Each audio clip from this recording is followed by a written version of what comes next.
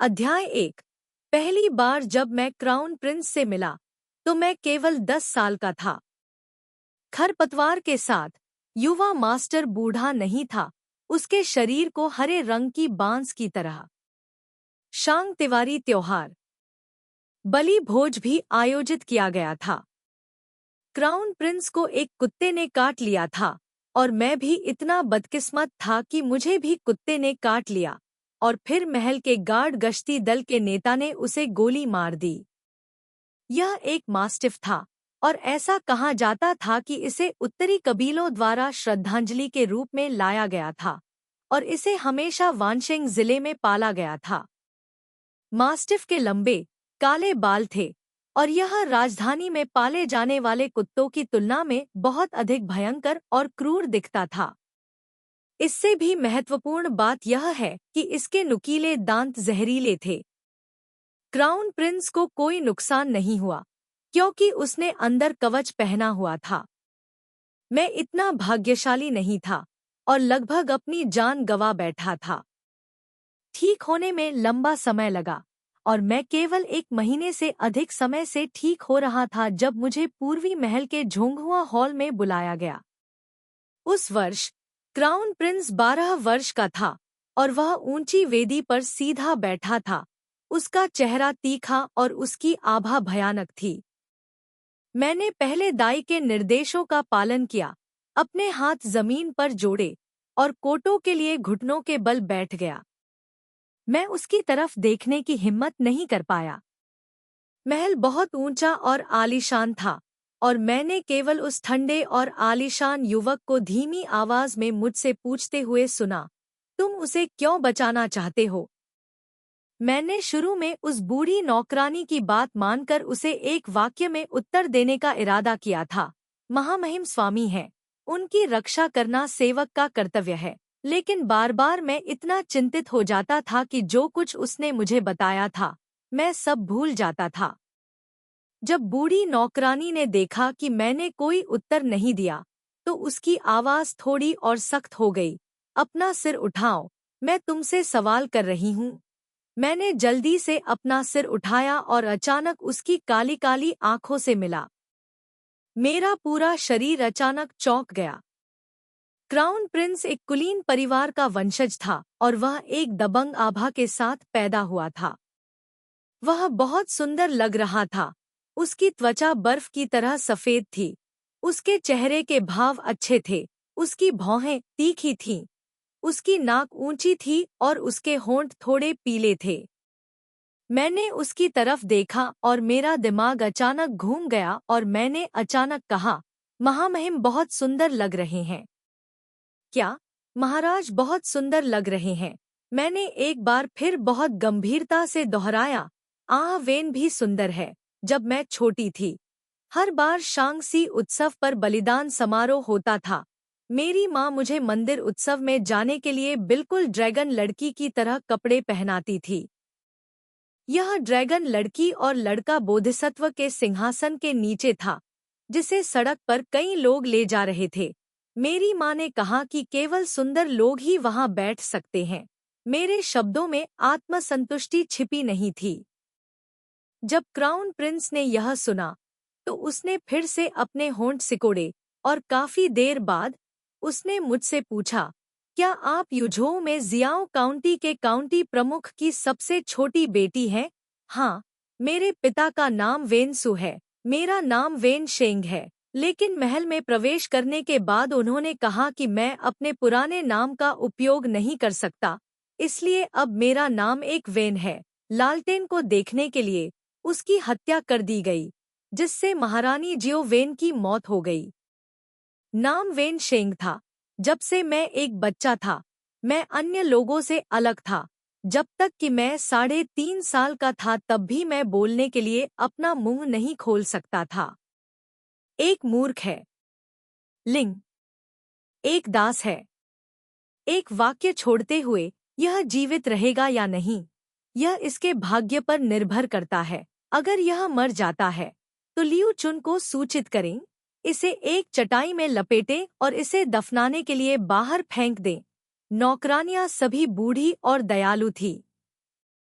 मैं अभी भी छोटी थी और मेरा जीवन कठिन था। बस इसी तरह मैं 10 साल की उम्र तक ठंडे महल में रही। क्राउन प्रिंस ने मुझसे पूछा कि क्या मैं झोंगहुआ पैलेस में रहने के लिए तैयार हूँ। मैंने बिना किसी हिचकिचाहट के जवाब दिया, हाँ, मुझे लगता है कि उन्होंने मुझे इस तरह झोंगहुआ पैलेस में रहने देने के लिए बात की थी। एक तो इसलिए कि मैं कुत्ते को मारने के लिए एक छड़ी पकड़े हुए हूँ, और दूसरा निश्चित रूप से इसलिए कि मेरा चेहरा लोगों के बीच आड़ू के फूल के घोंसले में लकड़ी की बुनी हुई पेंटिंग में बच्चे जैसा दिखता है। नौकरानियां हमेशा ऐसा कहती थी। उन्होंने यह भी कहा कि ऐसा इसलिए था क्योंकि क्राउन प्रिंस ने देखा कि मैं आज्ञाकारी थी और सुंदर और मनमोहक दिख रही थी, इसलिए उन्होंने मुझे रखने की कोशिश की। गुइहुआ मामा ने कहा, अगर क्राउन प्रिंस तुम्हें रखने के लिए तैयार हैं, तो तुम्हें तुरंत सहमत होना चाहिए। ऐसा क्यों है, छोटी एवेन? इस बीच के रास्ते को देखो। हमारे जैसी बूढ़ी महिलाओं को छोड़कर केवल वे अपदस्थ रखैले हैं, कुछ पागल हैं, कुछ बीमार हैं, और अगर वे मर जाती हैं, तो वे सभी मर जाती हैं। यहाँ लियू जुआन जैसा गंदा व्यक्ति भी है। हम आपको और कितने साल तक बचा सकते हैं? अगर आपको इस जगह पर बंद कर दिया गया, तो आपके पास कभी बाहर निकलने का रास्ता नहीं होगा। यदि आप क्राउन प्रिंस के स्थान पर जा सकते हैं, तो वह आपका भाग्य होगा। आपको क्राउन प्रिंस के स्थान पर क्यों जाना चाहिए? क्या किन मामा ने नहीं कहा कि आप कुंग चियो थुआन के पास भी जा सकते हैं? The entire imperial palace knows that in the cold palace there was a little palace maid who saved the crown prince. The emperor sent a royal physician to treat me, and imperial noble consort Zheng of Gong Zhao even rewarded me with a string of pearls. Kin Mama beside imperial noble consort Zheng said that when my wound was completely healed, I could go to imperial noble consort Zhao to do some errands. I thought imperial noble consort Zheng was a good person, but imperial noble consort Guihua didn't think so. She insisted that only by going to the crown prince's side would I be able to do some errands. I thought that this was definitely because I owed the crown prince my life. I stayed in Zhonghua Palace and was taught the rules by Aunt Vayu Chun for several days before I was assigned to work in the study. Imperial noble consort Zhu Chengge was the eldest son of the current crown prince, the eldest grandson of Emperor Jing, and was given the title of crown prince as soon as he was born, and was the successor of the imperial family. Emperor Jing was in his prime, and he had too many crown prince इस स्थिति में आराम से बैठे थे, न केवल इसलिए कि वह महारानी शियाओवेन के इकलौते बेटे थे, बल्कि इसलिए भी कि उनका सबसे बड़ा बेटा बहुत ही उत्कृष्ट था। कम से कम सम्राट ने तो यही कहा था।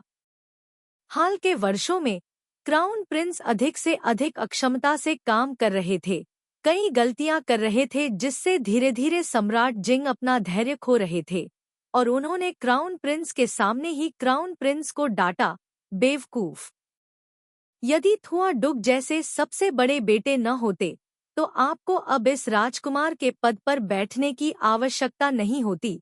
कोई फर्क नहीं पड़ता कि यह कौन है, जब उनके बेटे के सामने उनके पिता द्वारा इस तरह से डांटा जा रहा है, तो वे कम या ज्यादा महसूस करेंगे कि वे सभी चेहरे को खो चुके हैं। क्राउन प्रिंस इस बेटे के बहुत करीब नहीं है, भले ही वह सम्राट के साथ बहुत लोकप्रिय है। अपने प्यारे चचेरे भाई ने कॉन्सुबाइन को बनाया, और यहाँ तक कि एक दूसरे बच्चे को जन्म दिया, जो क्राउन प्रिंस से केवल 1 साल छोटा था। एक उच्च स्थिति में खड़े हो जाओ, शाही परिवार के उत्तराधिकारी होने के लिए। राजकुमार के लिए बेहतर होगा कि वह घोड़े से उतरकर सीधे राजकुमार पर हमला करे और खरपतवार को जड़ से उखाड़ फेंके। यह दोनों पक्षों के लिए बेहतर होगा। ठीक वैसे ही जैसे शाही उपपत्नी झांग द्वारा आयोजित भोज में वानशिंग जिले का कुत्ता कैसे बीच रास्ते पर भागा और फिर राजकुमार की ओर सरपट दौड़ा, और राजकुमार ठंडे महल में सुदूर पश्चिमी 6 प्रांगणों में क्यों आया, ये बातें कभी किसी को पता नहीं चलेंगी। उस साल मैं 10 साल का था। मुझे सिर्फ इतना पता था कि कुत्ते को गोली मारने के लिए सही समय पर आने वाले गार्ड दल के नेता पिंगक्सी जनरल के हवेली के सबसे बड़े बेटे, मृतक क्राउन प्रिंसेस के बड़े भाई और क्राउन प्रिंस के पैतृक चाचा थे। अगर मैं काफी समझदार होता तो मुझे पता चल जाता कि क्राउन प्रिंस को उसे बचाने के लिए मेरी जरूरत नहीं थी। क्राउन प्रिंस 12 साल का था और वह बचपन से ही सत्ता और साजिश के भंवर में रहता था। साजिशें और योजनाएं आम थी और उसने उनसे आसानी से निपटा था। यह कहना कि वह स्वाभाविक रूप से उदासीन था और उसका दिमाग गहरा था, वास्तव में सिर्फ इसलिए था क्योंकि उसने बचपन से ही ऐसी अनगिनत चीजों का अनुभव किया था। जब मैंने कुत्ते को मारने के लिए लकड़ी की छड़ी ली और यहाँ तक कि खुद को उसका उद्धारकर्ता भी माना, तो मेरी जान पहले से ही उसके हाथों में थी, उसके दिल में बची हुई दया के आखिरी हिस्से पर लटकी हुई थी। लेकिन मुझे उन चीजों के बारे में कुछ भी नहीं पता था। मैं बस एक सरल दिमाग वाला व्यक्ति था, एक बेवकूफ जो दूर के ठंडे महल में बड़ा हुआ था। क्राउन प्रिंस भी ठीक उसी तरह से कहा गया था। चुन नाश्ता करने के लिए आया। मैंने इस दुर्लभ दृश्य को देखा। पीले नाशपाती के खिलने से बने डेस्क के सामने क्राउन प्रिंस एक किताब के माध्यम से एक ठंडी अभिव्यक्ति के साथ फड़फड़ा रहा था। वह बेहद हैरान थी। उसकी अभिव्यक्ति थोड़ी बदल गई। वह ऊपर जाने वाली थी और मुझे जगाने वाली थी जब उसने अचानक क्राउन प्रिंस की स्पष्ट और ठंडी आवाज को सुना। उसने एक वाक्य कहा, यह ठीक है लिटिल ब्राट, बस इतना ही। मूल पाठ है, एक चीनी शब्द है जिसका अर्थ है बाल सेवक, बच्चा, अवमानना का अर्थ। शांत महल में जैसे ही उसने बात की, मैं चौंक कर जाग गया। उसके बाद मिस एनगोक जुआन चली गई। मैं आज्ञाकारी ढंग से एक तरफ खड़ा होकर उसे सुलेख का अभ्यास करते हुए देख रहा था। अंततः खुद को और अधिक रोक नहीं सका। मैंने उत्सुकता से पूछा, महामहिम क्राउन प्रिंस, छोटा लड़का का क्या अर्थ है? युवक ने अपना सिर उठाकर मेरी ओर देखा। उसकी काली काली आंखें शांति से भरी हुई थी। मतलब बेवकूफ और कमजोर। क्या इसका मतलब बेवकूफ है? हाँ। मैं थोड़ा दुखी था। हालांकि मुझे हर किसी द्वारा बेवकूफ कहे जाने की आदत थी, लेकिन क्राउन प्रिंस के मुंह से निकले इन शब्दों ने मुझे बेहद उदास कर दिया। मेरे दिल में, हालांकि क्राउन प्रिंस सख्त थे, वे एक अच्छे इंसान थे। झोंगहुआ पैलेस में खाना बुरा नहीं था। हर बार जब महल के नौकर खाना खत्म कर देते और भाप से पके हुए बंस और खाना बच जाता, तो मैं उन्हें पैक करके गुयुआ मामा और ठंडे महल में सभी के पास वापस ले आता। आंटी यूचुन को मेरी इस हरकत के बारे में पता था और क्राउन प्रिंस को भी साफ पता था। आंटी यूचुन ने कहा, क्राउन प्रिंस ने यह नहीं बताया था कि यह संभव है या नहीं, इसलिए मैं जो चाहूँ करूँगा। क्राउन प्रिंस बहुत अच्छे थे और उन्होंने यह भी कहा कि मैं एक बेवकूफ हूँ।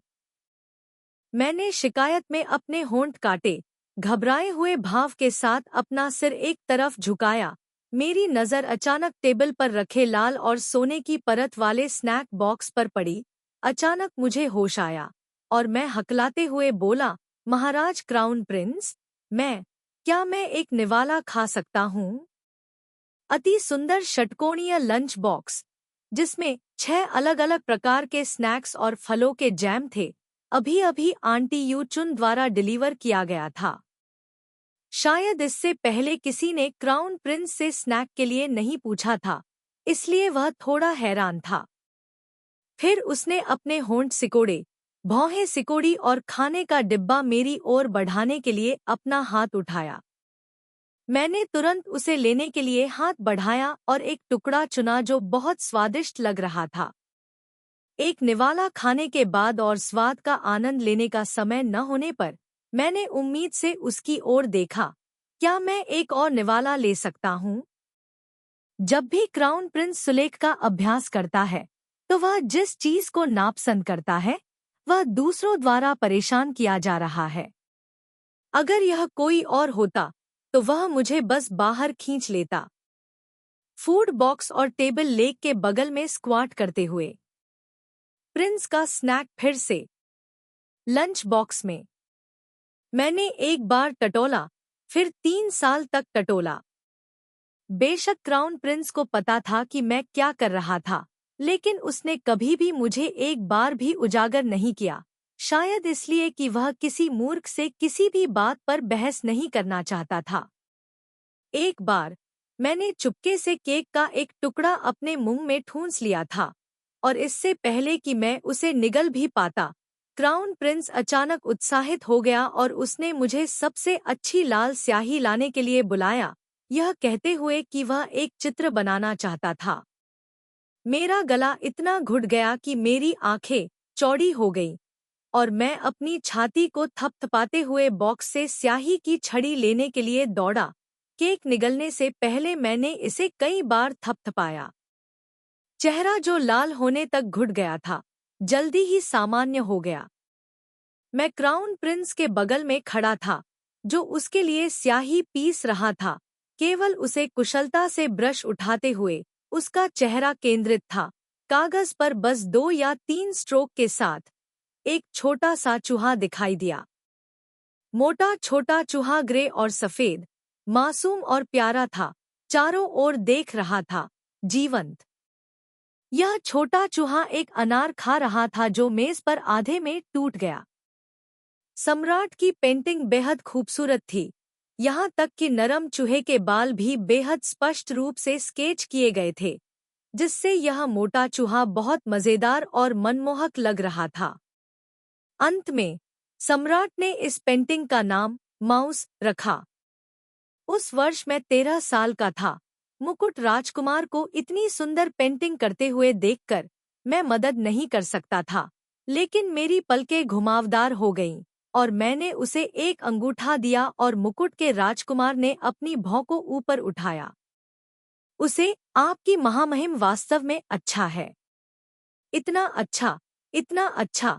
मेरे होठों का कोना घृणित रूप से जांच करने के बाद मुझे पता चला कि मैंने जो नाश्ता किया था वह अभी भी मेरे मुंह के कोने से चिपक गया था। अध्ययन में किताबें पढ़ना। पाइन स्याही जो क्राउन प्रिंस का इस्तेमाल अक्सर काफी स्वादिष्ट था। वापस सोचते हुए मुझे एहसास हुआ कि यह सच था, लोग हमेशा मूर्खों को माफ कर रहे थे। अध्ययन में कुछ शब्दों तक सीमित, मुझे भी गुप्त रूप से अपने भोग के तहत स्याही खाने और चखने के लिए सीमित है। यह हमेशा ऐसा ही होना चाहिए था जब तक कि जिंगशू के 12वें वर्ष में मध्यवर्षीय त्योहार का भोज गोंग झोंगुआ के मुख्य महल की नौकरानी थी और लिंग शाओ एल्डर ब्रदर एक मार्शल मार्क्विस था। आम तौर पर दोनों हमेशा क्राउन प्रिंस के पक्ष में होते थे। शांति से कहा, यह ठीक है, एक वेन आपके साथ जाने दो, मूर्खतापूर्ण और बेवकूफ। उन्होंने इंपीरियल कॉन्सुबाइन ट्रूंग के साथ पार्टी छोड़ दी। वह दूर के वुजियांग में शादी कर चुकी थी। उसका पति वुजियांग का खान था। यही कारण है कि डे में लौटने के बाद सम्राट जिंग ने उसके साथ बहुत अच्छा व्यवहार किया। बाद में उसने ताई चांग सी किंग से दोबारा शादी की और एक बेटी को जन्म दिया। यहाँ तक कि क्राउन प्रिंस को भी उसे सम्मानपूर्वक चाची कहना पड़ा। क्राउन प्रिंस जैसे कनिष्ठ की तो बात ही छोड़िए। सबसे बड़ी राजकुमारी बहुत ही विनम्र थी। उसने कहा कि यह बादाम का दूध है जिसे उसने खुद बनाया है। राजकुमार युवा था और उसने अपने दादा और चाचाओं के साथ कुछ ही ड्रिंक्स ली थी, इसलिए उसे अपने हैंगओवर को कम करने के लिए निश्चित रूप से उसके बादाम के दूध का यह कप आजमाना था। महल में सभी की नजरें राजकुमार पर टिकी थी। यहाँ तक कि राजकुमार भी खुशी से बात कर रहा था और हंस रहा था, लेकिन मुझे आभास था कि राजकुमार इस दूध के कप को स्वीकार नहीं करना चाहता था। लेकिन उसके पास मना करने का कोई कारण नहीं था, क्योंकि सम्राट जिंग के जाने से पहले उसने राजकुमारी शोयांग से बादाम के दूध का एक कप भी पिया था। हालांकि उसने कुछ नहीं कहा, लेकिन मैं 3 साल से उसके साथ था, इसलिए निश्चित रूप से मैं उसके असामान्य मूड को समझ सकता था। फिर मैं जल्दी से आगे बढ़ा, राजकुमारी से बादाम के दूध का कप लिया और उसे पूरा पीने के लिए उठाया। राजकुमारी बेहद गुस्से में थी और मुझे डांटने ही वाली थी कि उसने मुझे भयभीत भाव के साथ राजकुमार के पीछे छिपते हुए देखा, बेहद घबराई हुई लग रही थी। कोई भी मूर्ख से बहस नहीं करना चाहेगा, खासकर इस मूर्ख से जिसने राजकुमार पर एहसान किया था। उस दिन हम सुरक्षित रूप से गोंग झोंग लौट आए। फूल महल में रोशनी आगे पीछे टिमटिमा रही थी और धूप बत्ती के चूल्हे में अभी भी धुआं घूम रहा था। क्राउन प्रिंस और मैं एक साथ जमीन पर बैठे थे और उन्होंने मुझसे पूछा कि क्या मुझे पता है कि बादाम के दूध के प्याले में जहर हो सकता है। मैंने एक पल के लिए सोचा और फिर ईमानदारी से कहा, कोई बात नहीं, जब तक महामहिम क्राउन प्रिंस ठीक है, एऑन की जिंदगी का कोई मतलब नहीं है। उन्होंने मेरी तरफ देखा और फिर पूछा, क्या तुम्हारे लिए खुद को इस तरह के खतरे में डालना उचित है? क्या यह मेरी जान जोखिम में डालने लायक है?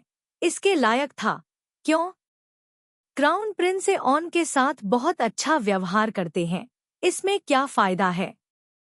क्राउन प्रिंस ने वेन को नाश्ता दिया। वेन क्राउन प्रिंस को पसंद करती है। मैंने ठहाका लगाया और उसे एक ईमानदार अभिव्यक्ति के साथ देखा। इसके विपरीत उसकी अभिव्यक्ति बेहद गंभीर थी और मैं अचानक थोड़ा चौंक गया। डर है कि वह मुझ पर विश्वास नहीं करेगा, मैंने फिर कहा। इससे पहले, जब मैं अभी भी ठंडे महल में था, नपुंसक लियू चुन ने भी वेन को नाश्ता दिया था, लेकिन वह बिल्कुल भी अच्छा नहीं था। हर बार जब उसने वेन को गले लगाने के लिए कहा, तो मुझे वह पसंद नहीं आया। क्राउन प्रिंस ने मुझे नाश्ता दिया लेकिन उसने कभी कुछ नहीं मांगा, इसलिए क्राउन प्रिंस वास्तव में वेन के साथ अच्छा व्यवहार कर रहा था।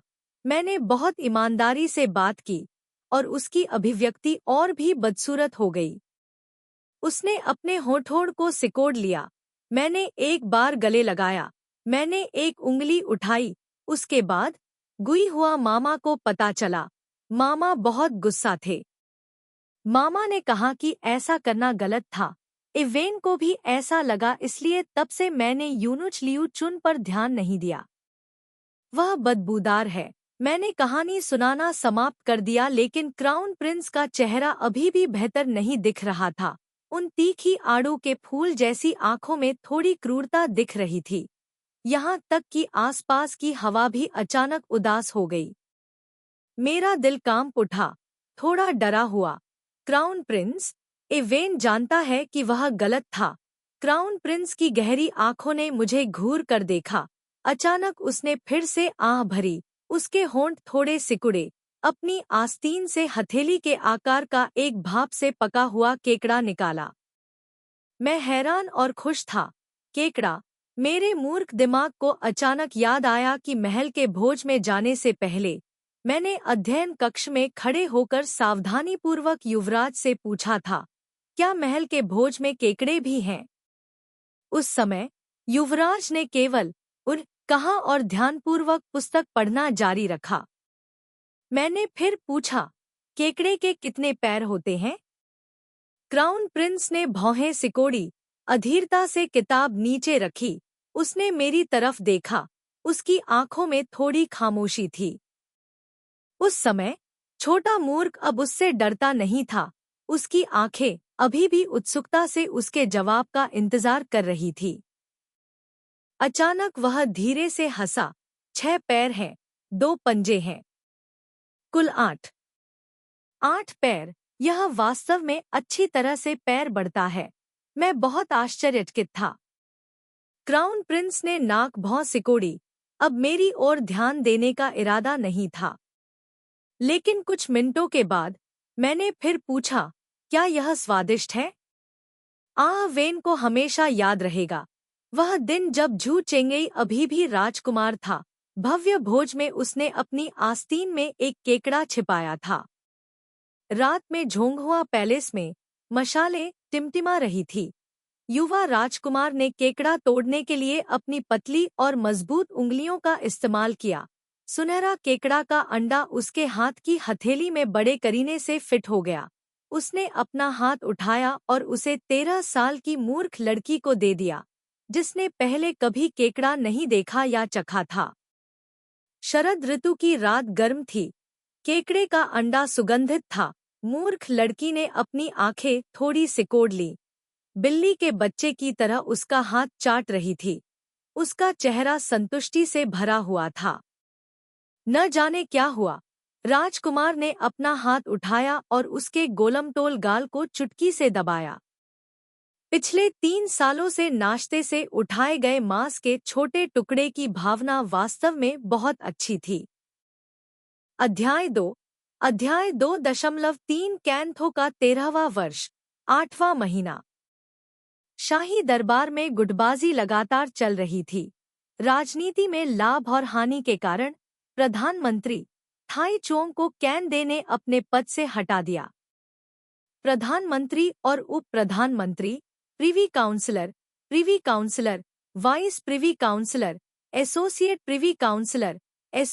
प्रिवी काउंसिलर, क्राउन प्रिंस हमेशा आज्ञाकारी रहा था, लेकिन आज वह नहीं जानता था कि उसने क्या तंत्रिका को छुआ था। सभी सिविल और सैन्य अधिकारियों के सामने सम्राट जिंग का खंडन करने की हिम्मत करते हुए अतीत में प्रधानमंत्री जिंग ने हमेशा दूसरों को प्रस्तुत करने के लिए सीधे शब्दों का इस्तेमाल किया था, लेकिन अब वह भी दुनिया को छोड़ देता है। मेरी आलोचना करें, क्राउन प्रिंस और प्रधानमंत्री के लिए इतिहास में रिकॉर्ड किए जाने के लिए अच्छा नाम छोड़ दे। ठीक है, एस फॉर्म क्लिक्स, लेकिन उनके जैसे एक मुकुट राजकुमार जो सामान्य रूप से थाई चोंग के साथ एक रिश्ता नहीं करते हैं, इस बार वह दादा के रिवर्स तराजू को छूने के लिए गए थे। Being instigated to this extent by others, truly as stupid as a pig. The Crown Prince discussed with his uncle. I finished grinding ink and had nothing to do. My whole body was bored to the point of boredom.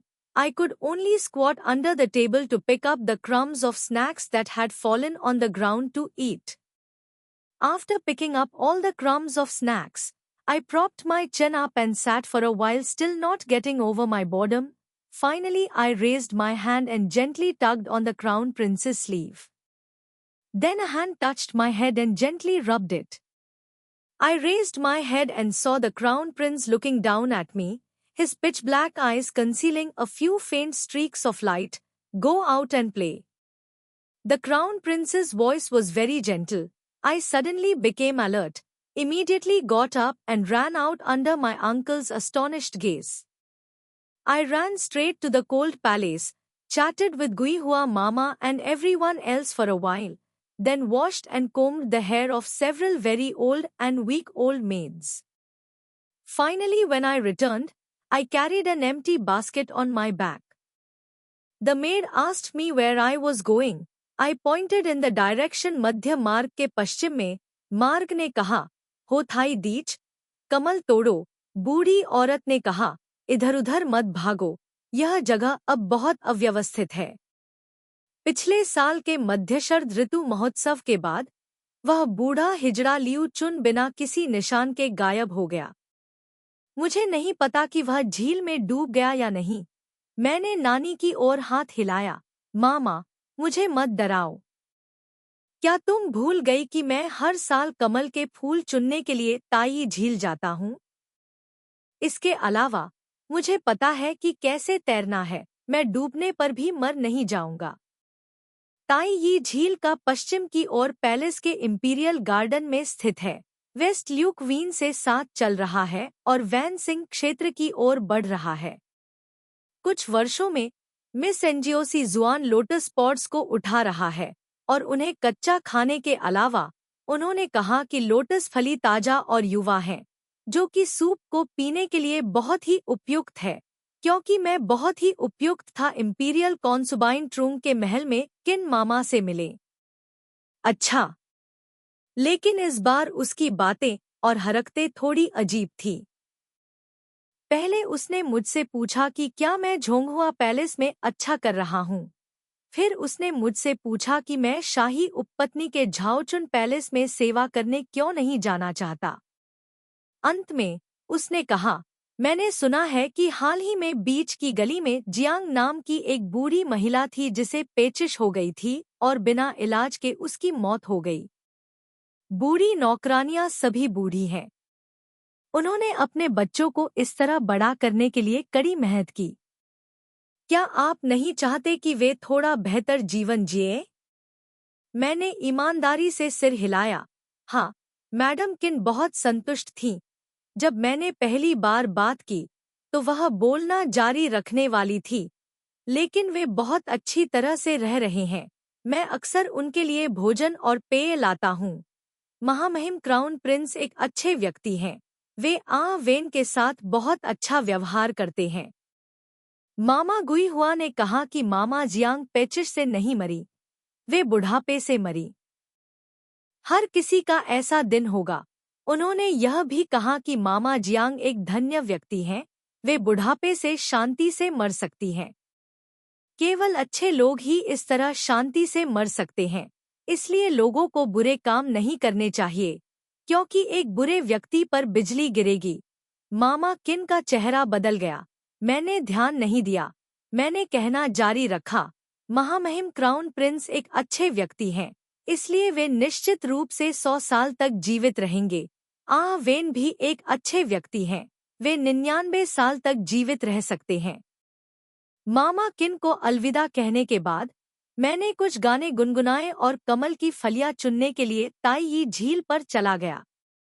लेकिन नहीं यह सोचते हुए मैं अभी पानी में उतरा ही था कि मेरे पीछे से एक अजीब सी आवाज आई।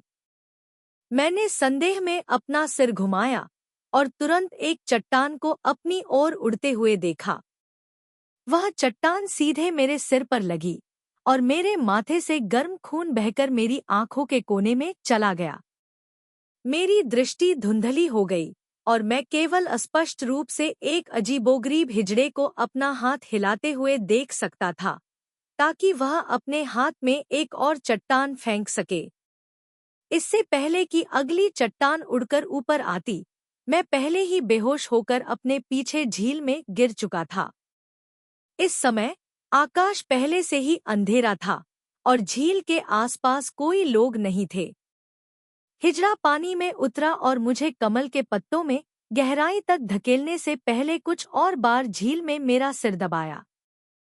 सब कुछ खत्म करने के बाद वह जल्दी से चला गया।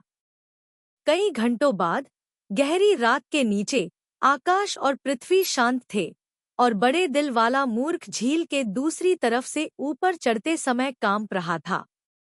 मैंने चारों ओर देखा, यह बहुत अंधेरा था और बहुत ठंडा था। दूरी में पेड़ की छाया सुंदर और सुशोभित थी, एक भूत की तरह देख रहा था। मेरे पिता की गर्दन पर सवारी करने वाले एक बच्चे के रूप में मेरे हाथ ने मीठे कैंडिड हॉथोर्न का एक कटार लहराया। इसके अलावा बहुत सुंदर, अगले साल मंदिर त्योहार में मैं अपने वेन शेंग के लिए ड्रैगन गर्ल की भूमिका निभाने के लिए किसी को ढूंढूंगा। उसके बाद मैं सचमुच एक ऊंची पालकी पर बैठ गया और सभी को चर्चा करते हुए सुना कि ऊपर बैठी छोटी लड़की जिला प्रमुख की सबसे छोटी बेटी थी। हालांकि वह मूर्ख थी, लेकिन वह गोरी और प्यारी लग रही थी, वास्तव में बहुत सुंदर थी। रास्ते में घंटियां और ढोल अभी भी बज रहे थे। आधे रास्ते में मैंने अचानक राजकुमार को देखा। वह भीड़ में खड़ा था, एक लाल गेंडा ब्रोकेड लबादा पहने हुए। उसका शरीर मजबूत और सुंदर था, उसकी आभा अद्वितीय थी। आसपास का माहौल अचानक बेहद धुंधला हो गया, सब कुछ गायब हो गया। विशाल आकाश और पृथ्वी में ऐसा लग रहा था कि केवल उदास चेहरे वाला किशोर वहां खड़ा था। उसकी अभिव्यक्ति अभी भी पहले की तरह उदासीन थी। वे गहरी आंखें अभी भी चुपचाप मुझे उसी तरह देख रही थी। उसके पतले होंठ थोड़े सिकुड़े हुए थे, तीखे और धमकियों से भरे हुए। वेन, बस एक कॉल ने मुझे अचानक जगा दिया। मेरा शरीर अभी भी पानी में भीगा हुआ था। हड्डियों को कंपा देने वाली ठंड फैल रही थी, लेकिन मेरे चारों ओर एक चमकदार आग थी। कई शाही रक्षक मशाले पकड़े हुए थे। ताई ये झील को परत दर परत घेर रहे थे, जिससे यह जगह दिन की तरह उजली हो गई थी। युवराज मेरे सामने थे। उनका चेहरा अभी भी तीखा था। उनका रंग अभी भी पहले की तरह उदास और पीला था। फिर उन्होंने मुझे पानी से बाहर खींचने के लिए एक हाथ उठाया, मुझे अपनी बाहों में लिया और झोंगहुआ पैलेस में वापस आ गए। उस दिन से मुझे लगा कि मेरा दिमाग और अधिक मूर्ख होता जा रहा है, क्योंकि युवराज ने कई ऐसी बातें कहना शुरू कर दिया था जो मैं समझ नहीं पाया था। उन्होंने कागज पर लिखा, सफेद को जानो, काले को रखो, दुनिया के लिए नियम बनाओ। लाओ त्जू के ताओ ते चिंग का अंश। अनुवाद: सफेद को जानो, काले को रखो, दुनिया के लिए नियम बनाओ, अलग अलग दुनिया के लिए नियम रखें। भी उस महीने में राजकुमारी थोंग डुओंग और ग्रैंड मास्टर थाई थोंग तू खान की बेटी लैम नहुओक 6 और जीन के राजा इंपीरियल नोबल कंसोर्ट ट्रुओंग के लिए पैदा हुए, जो कि बहुत कुछ है, जो बहुत अधिक है, जो बहुत कुछ है। अनुवाद: बहुत प्यार करने के लिए बहुत कुछ खोना है।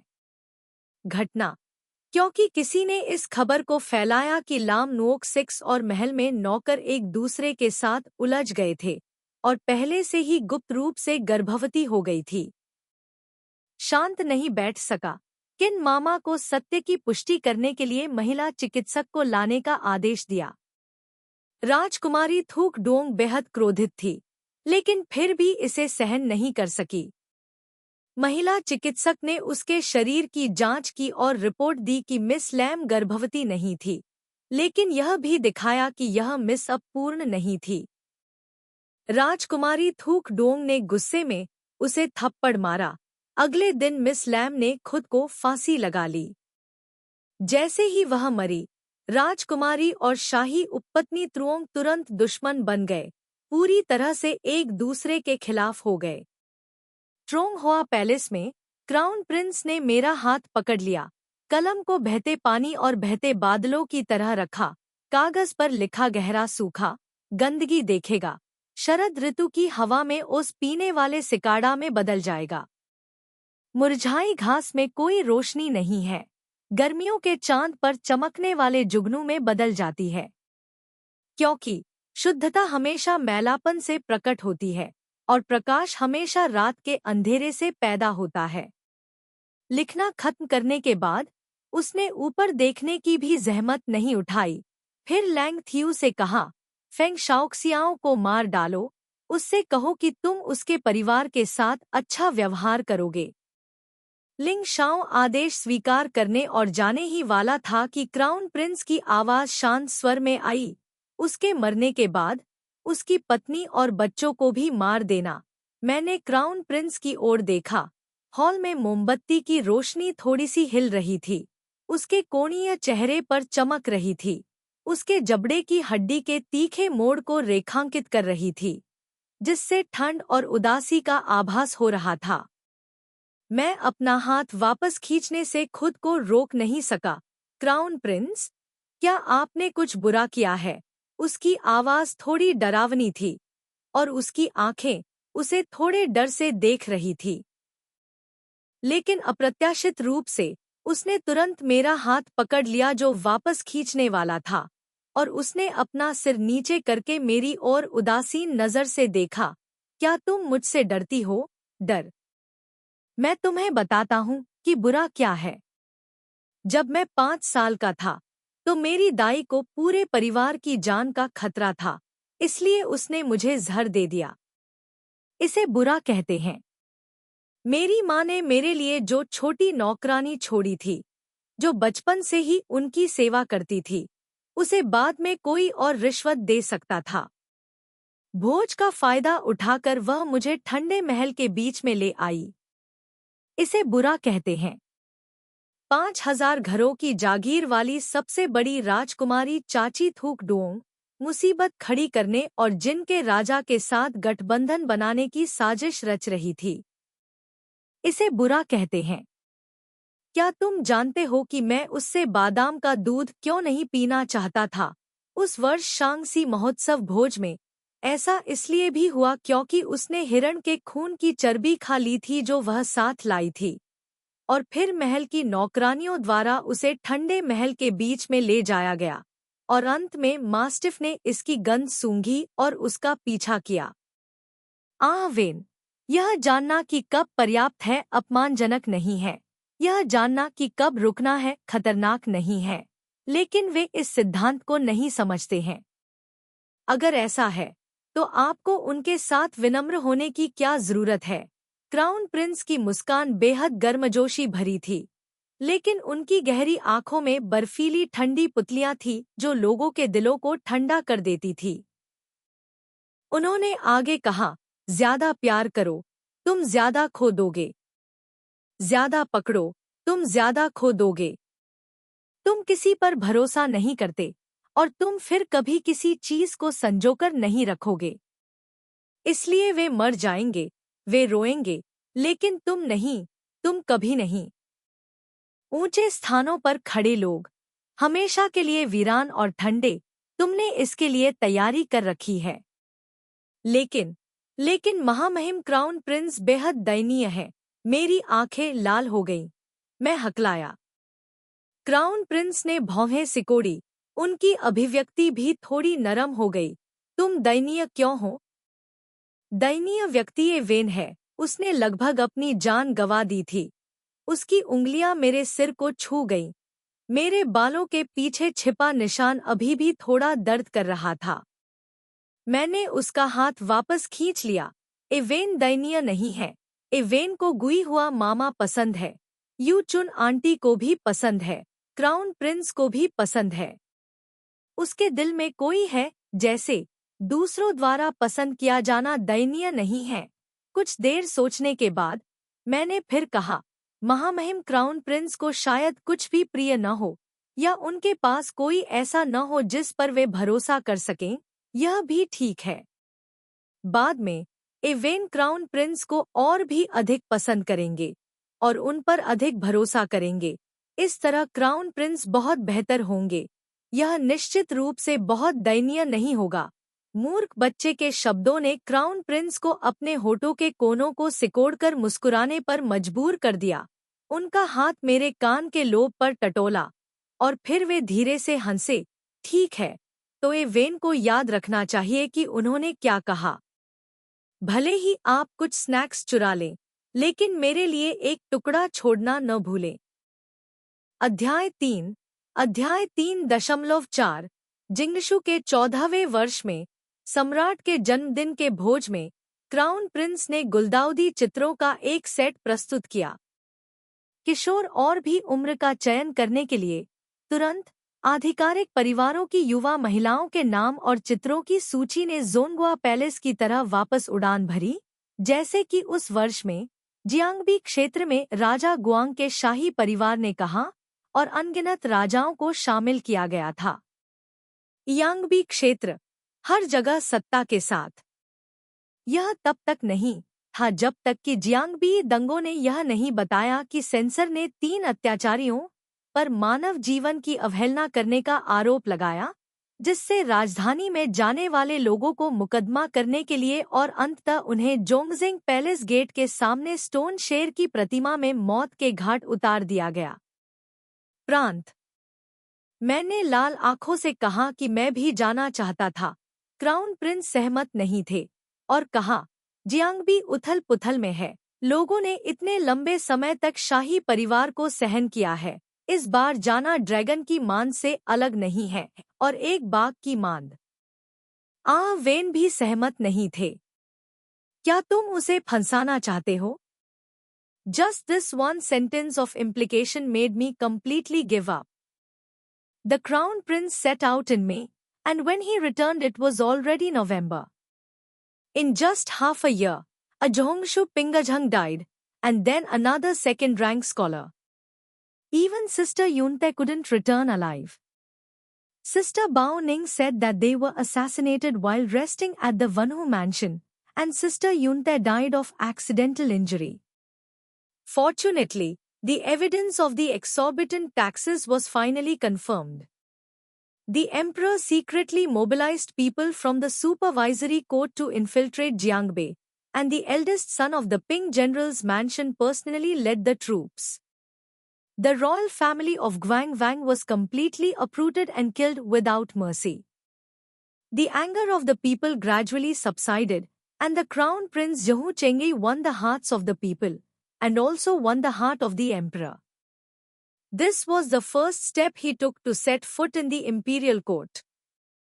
The following year, he first entered the treasury court to serve as a judge, and then took over the position of commander of the Jingwei. वह और अधिक व्यस्त होता गया, अधिक से अधिक गंभीर, उसका चेहरा गहरा और विचार भारी होते गए। झो चेंगई ने आखिरकार कदम दर कदम पैठ बनाई, जड़ें जमाईं, और सभी नागरिक और सैन्य अधिकारियों को समझा दिया कि सम्राट जिंग के तकिए के नीचे अपने शक्तिशाली मातृ परिवार के साथ जिन राजा के अलावा सैन्य शक्ति रखने वाले हान राजा, चतुर और फुर्तीला क्यूई राजा, एक राजकुमार भी था जो बड़ा हो गया था, जिससे हर कोई उससे डरता था। तब से राजकुमार की स्थिति और भी मजबूत हो गई। राजधानी में हर कोई राजकुमार से डरने लगा। उसके पास चालें और रणनीतियां थीं। उसकी ठंडी आंखें रसातल की तरह गहरी थी, जिसमें उदासी और ठंडक थी। यहाँ तक कि सबसे बड़ी राजकुमारी शोयांग ने भी उसके साथ फिर से परेशानी पैदा करने की हिम्मत नहीं की। बड़े होने के बाद मैंने उसे शायद ही कभी देखा। उसके पास अध्ययन में पढ़ने के लिए ज्यादा समय नहीं था। हर दिन वह जल्दी निकल जाता था और देर से वापस आता था, कभी कभी नशे में भी। केवल एक बार वह थोड़ा जल्दी वापस आया। मिस युचुन को मुझे अध्ययन में बुलाने का आदेश दिया। स्याही। मैं खुशी से भागा, बकबक करता रहा जैसे कि मेरे पास कहने के लिए कुछ है जो मैं कभी खत्म नहीं कर सकता। वह चुपचाप मेरी बकवास सुनता रहा, फिर मेरा हाथ थाम कर कागज पर लिख दिया। क्राउन प्रिंस का कद लंबा था, उसने गहरे नीले रंग का लबादा पहना था। आर्किड का पेड़, सुंदर और सुंदर, उसके पास हमेशा एक ठंडी खुशबू रहती थी। उसने कागज पर लिखा, तानाशाह जवान मर जाएगा, सफल निश्चित रूप से असफल होगा, इसलिए स्वर्ग का रास्ता पूरी तरह से वर्जित है। अंतिम हेक्साग्राम वेईजी हेक्साग्राम है। मामला खत्म नहीं हुआ है। अभिनय से पहले सावधानी से पूरी तरह से सब कुछ पर विचार करने की आवश्यकता है। मैंने क्राउन प्रिंस से पूछा कि इन शब्दों का क्या मतलब है। उसके तेज भौहों ने थोड़ा नरम हो गया, शायद इसलिए कि मैं मूर्खतापूर्ण था और उसे समझा नहीं था, लेकिन उसने जवाब नहीं दिया, लेकिन केवल मुझे हल्के से मुस्कुराया। क्यूलू क्षेत्र से स्याही स्वादिष्ट है, 8 खजाने और 5 आंतरिक अंगों के साथ संयुक्त, गर्मी को साफ करने और आग को खत्म करने का प्रभाव है। गर्मी को साफ करना और आग को खत्म करना। मेरी उंगली लेने के लिए एड धीरे धीरे पास आते हुए, होठ गुलाबी, आंखें काली और गहरी, आवाज भी थोड़ी कर्कश। ऑन झूठ बोल रहा है, यह स्याही स्पष्ट रूप से मीठी है, क्या यह कड़वी है? मैं बहुत हैरान था। मैंने अपना हाथ ऊपर उठाया और स्याही में डुबोकर मुंह में डालकर चखा। ऐसा क्यों? यह कड़वा और कसैला है। सच में, उसकी आवाज फिर से थोड़ी कर्कश हो गई। उसने एक हाथ से मेरे सिर को सहारा दिया, मेरी ओर गौर से देखा। उसकी पलकें झुकी हुई थी। उसके गर्म होंठ धीरे से मेरे होठों को छू रहे थे। अपना मुंह खोलो, मुझे थोड़ा चखने दो। मैं दंग रह गया, यकीन नहीं कर पा रहा था कि वह जो चखना चाहता था वह मेरे मुंह में था। अंत में मेरा गला भर आया। मैं शर्मा गया और अपना सिर उठाकर उससे पूछा, महाराज, क्या स्याही कड़वी है? अभी तक इसका स्वाद नहीं चखा है, मुझे फिर से इसकी पुष्टि करने दें। उसकी गहरी भूरी आंखें धुंध की एक परत से ढकी हुई लग रही थी। उसकी आवाज कर्कश थी। उसने मेरा हाथ पकड़ा और उसे अपने शरीर पर रख दिया। अंत में युवराज ने एक नरम घुटन भरी आवाज निकाली। एक पल के लिए रुकने से पहले उसने मुझसे कर्कश स्वर में कहा, एऑन, आप एक उपपत्नी चुनने वाले हैं। मैंने उसे संदेह से देखा। मुझे पता है, चाची नोकझुआन ने कहा कि जब क्राउन प्रिंस तुम्हारी उम्र का था तब तुम पहले से ही 2 साल की थी। सम्राट ने अस्थायी रूप से उप प्रधानमंत्री के घर और बिन्हताई जनरल की हवेली पर फैसला किया। जनरल की हवेली की चचेरी बहन तुम्हारे चाचा की बेटी है। सभी ने कहा कि क्राउन प्रिंस तुम्हारी चचेरी बहन को चुनेंगे। मूर्ख लड़की, उसने धीरे से खर्राटे लिए। उसका शरीर थोड़ा पीछे झुक गया। उसके हाथ ने मेरी कमर को गले लगाया और धीरे से चुटकी ली। स्किनी, क्या तुम्हारे पास अध्ययन में कोई नाश्ता नहीं है? His Highness the Crown Prince is not here. Miss Vayu Chun will not bring the food box. I leaned on him, propped my chin up and frowned, feeling a little troubled. Oh, that's right. After all, in this Zonghua palace, only you and your concubine can eat whatever you want, eat however you want. The Crown Prince glanced at me, his expression lazy and meaningful. I was stunned for a moment, thinking as I put my index finger in my mouth and bit it lightly. The next day, it was a rare day that the Crown Prince did not go out. The afternoon passed in a flash. He was still reading in the study. Not long after, Miss Vayu Chun brought the red-lacquered and gold-plated snack box again. 6 types of exquisite snacks were arranged inside.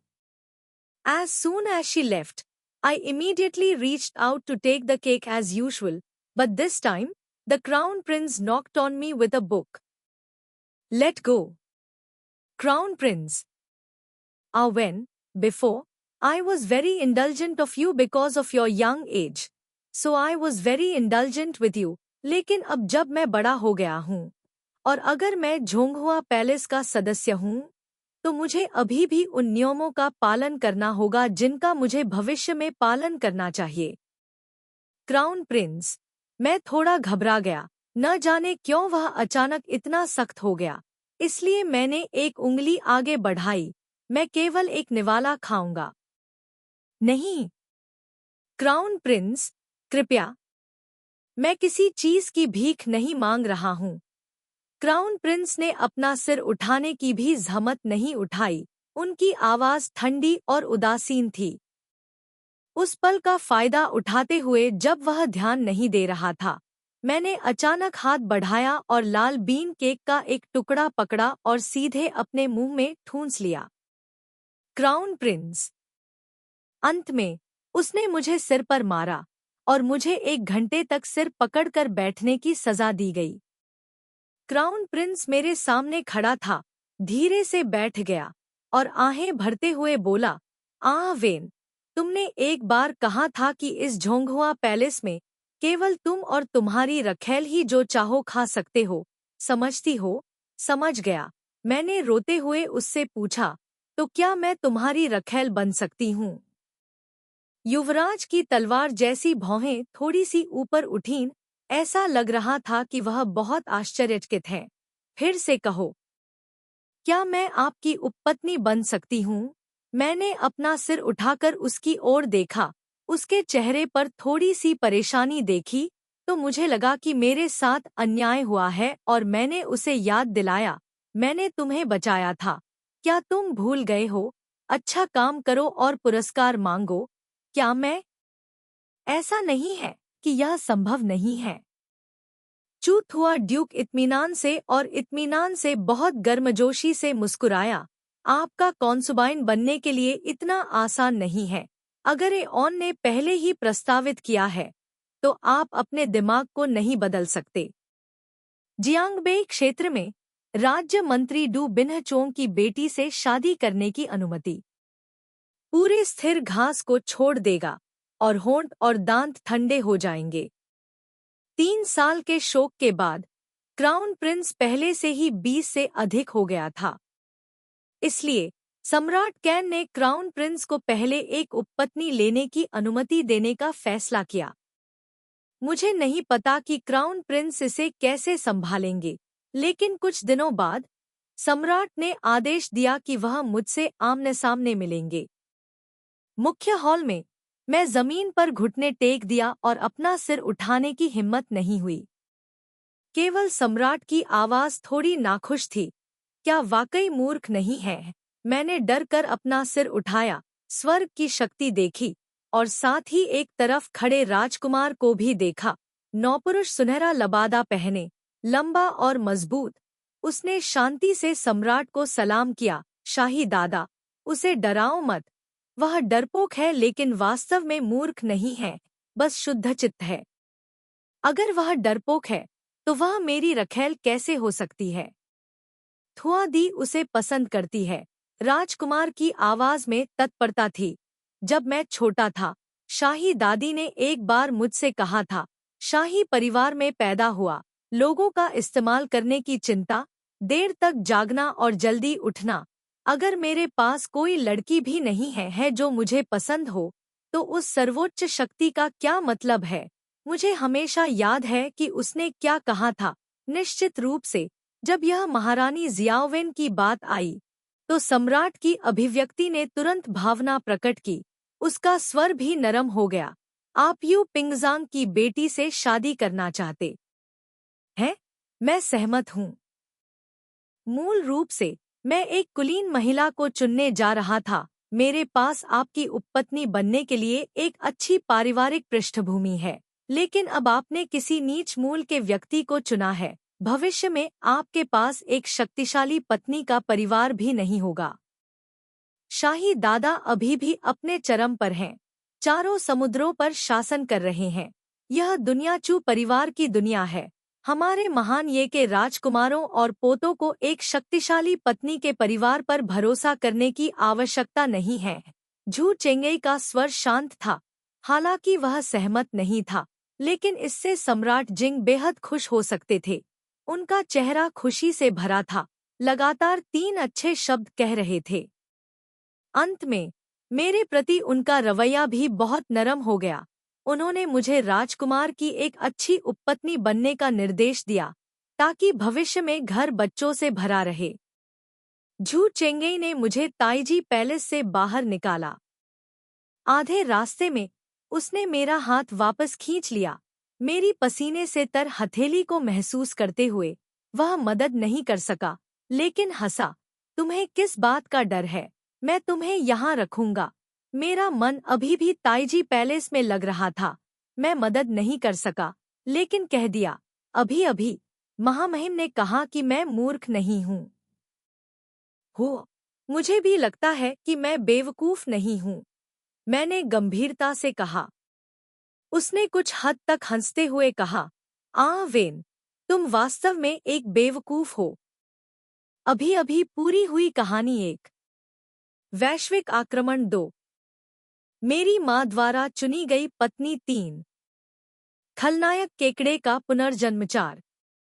अपने पति को मारने के बाद मैंने अपना रास्ता साबित किया।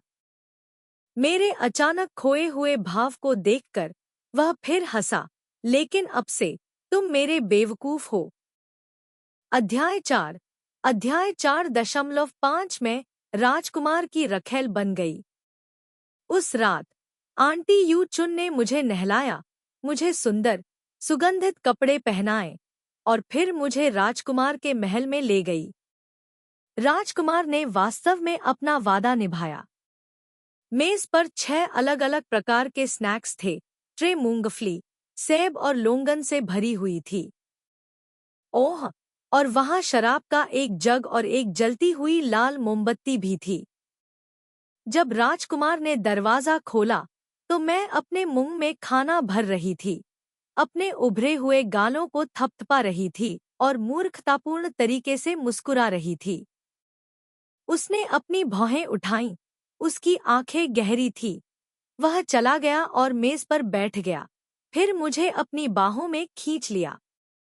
उसके हाथ ने धीरे से मेरे चेहरे को रगड़ा और उसने मजाक करते हुए कहा, तुम कहाँ से आए हो? छोटे चूहे, फिर से खाना चुरा रहे हो? मैंने उसे घूर कर देखा, अपने मुंह में खाना निगल लिया और फिर गंभीरता से कहा, मैं चूहा नहीं हूं और मैंने खाना नहीं चुराया। आंटी यू चुन ने कहा कि यह सब मेरा है। हाँ, यह सब मेरा है। क्या यह स्वादिष्ट है?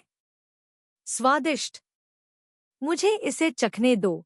मैं राजकुमार की गोद में बैठ गया, यह सुनकर कि मैं मेज पर रखे नाश्ते को पकड़ने के लिए हाथ बढ़ाने ही वाला था, लेकिन उसने उसे कसकर पकड़ लिया।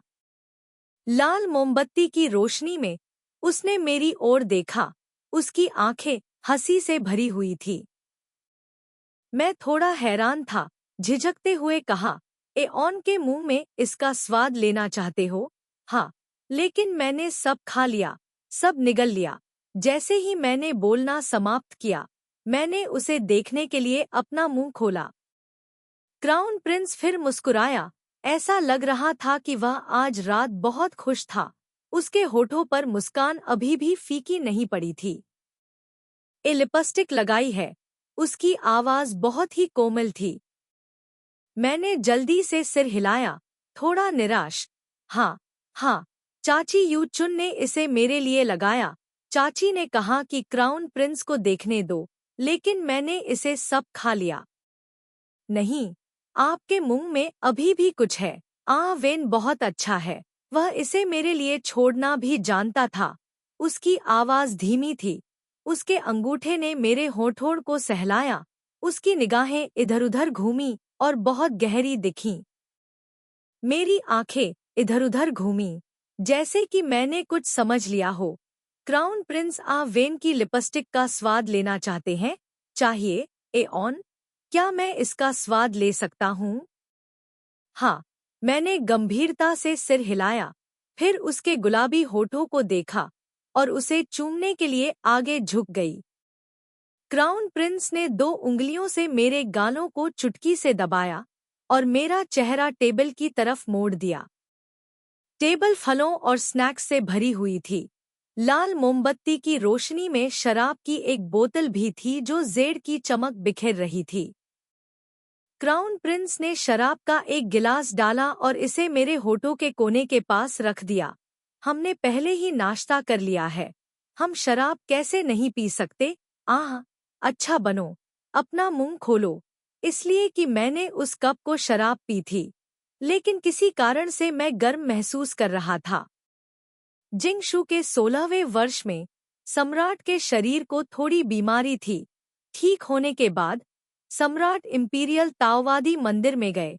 उन्होंने खुद को उपवास करने और खेती करने के लिए ग्रेट युजुआन हॉल में प्रवेश किया। भूतों और देवताओं की पूजा करते हुए ठीक से कपड़े पहनना, जैसे कि शराब पीना नहीं, नमकीन भोजन नहीं खा रहा है। क्राउन प्रिंस, मुझे नए कपड़े बनाने और नए कपड़े बनाने के लिए भी कहा जाता है। हर सुबह मेरे पैर कांपते थे और मैं उठ नहीं पाता था। पिछली बार आपने साफ साफ कहा था कि जुकिंग शिसी में कुछ दिनों के बाद आप बहुत थक गए हैं और जल्दी सोना चाहते हैं। लेकिन अंत में एवेन ने बहुत देर तक रोया और आपसे विनती की, तब जाकर आप रुकने के लिए राजी हुए। इससे मैं वाकई बहुत थक गया। मैंने बहुत उत्साह से कहा, लेकिन आंटी यू चुन ने जल्दी से मेरा मुंह बंद कर दिया।